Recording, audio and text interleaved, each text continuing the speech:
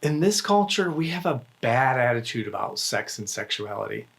And this bad attitude leads to all sorts of misery and unhappiness, like shame, self-hatred, rape, teen pregnancy, loneliness, on and on.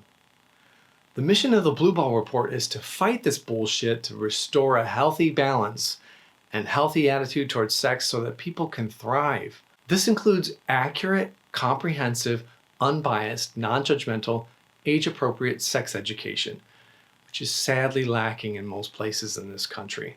But truthfully, it can get far worse, especially if we don't take action right now, this week, in this election.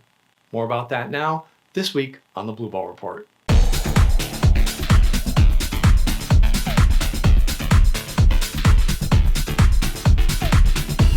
Welcome to the Blue Ball Report. I'm your host, Digger. It's election week, and elections have consequences. As you should be able to see, we're not just voting for Trump or Biden. We're voting for all the appointees and judges they will fill. This is no more obvious than right now this week, since Donald Trump has created a conservative supermajority in the Supreme Court with the recent appointment of Amy Coney Barrett. And this is really scary, guys, because amongst many things, these kind of people generally believe that sex education should be taught in the home, not in the school, which is crazy for many reasons. The first of which is that most parents aren't sex experts. They don't even have enough information to provide accurate and comprehensive sex education. Would we expect parents to teach chemistry at home? Absurd. Also, a lot of parents believe that educating their children about sex will encourage their children to have sex. Many parents would edit or change the facts or add a bunch of judgment and shame and all sorts of problem-causing concepts like abstinence only.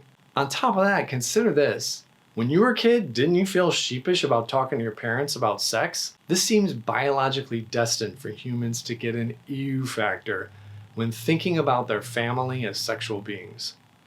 I believe it's an anti-incest mechanism in nature, but this means that many kids and parents squirm in such conversations, and this often thwarts quality learning. It's a fucking disgrace that in this day and age, with all of our knowledge, young people are still denied quality sex education and information that can prevent what are sometimes devastating effects on their lives. You know, when I think about 8 years under George Bush not long ago, a whole generation of young gay men growing up while AIDS was still killing us and the law mandated abstinence only, no one could be taught the simple fact that condoms can keep us safe. Think of all the unnecessary HIV infections, all the unnecessary suffering, and all the resources wasted because of this stupidity. I'm sure most of us know teen pregnancies that literally would not have happened if the young parents were taught quality sex ed. And now, with this Trump-appointed Supreme Court, it's likely to get worse. This is election week. I know many of us are rightfully pissed off because both candidates suck, right? I was pissed off too when I realized that this country that we live in, it's not the ideal democracy that we're sold as a kid. I get it. It's a broken system and it sucks. And we never seem to get vote for a candidate we truly love. And sure, Biden may not deserve your vote, but that's not the question. The question is, don't you deserve a president who won't appoint Supreme Court judges for a lifetime and also who want to turn us back to the 1800s, turn up the sex negativity, take away sex ed, and give corporations free rein to pollute? Don't you deserve politicians in charge who at least want to expand healthcare, even if they can't succeed in a broken system, compared to those who are expressly trying to take it away from you? Don't you deserve a country where the president isn't a malignant narcissist willing to blow the whole country up if he doesn't get his way? The choice isn't between Biden and Trump. The choice is between progress or regress.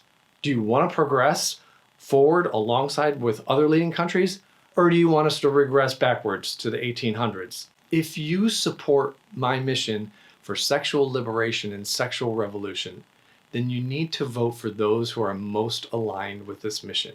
It sucks, but we only get two choices, and while neither is perfectly aligned with these values, the difference is clear, stark, and dramatic. And voting is the bare minimum we must do to support this cause. So vote, damn it. Unfortunately, simply voting isn't enough. I've been phone banking and donating. What are you doing or going to do? Share with us in the comments below. That's all for this week. Until next time, farewell and vote well.